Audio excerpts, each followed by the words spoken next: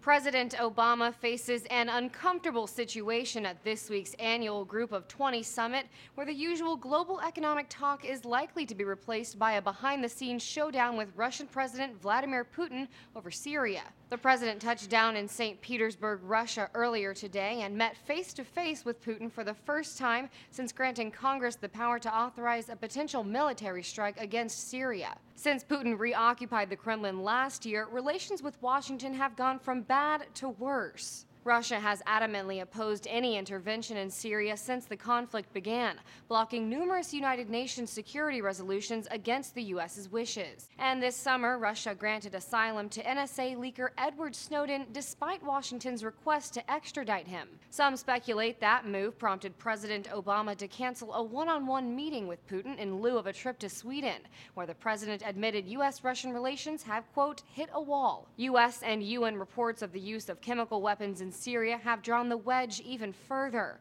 President Putin said it was completely ridiculous to conclude that Syrian forces were responsible for a chemical weapons attack.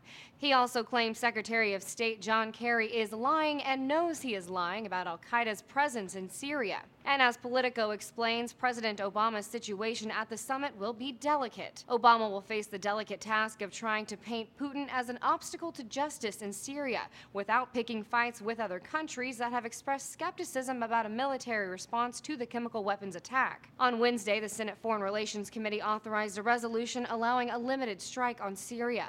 Putin says Russia will block any UN endorsement of a military strike. For Newsy, I'm Logan Tittle.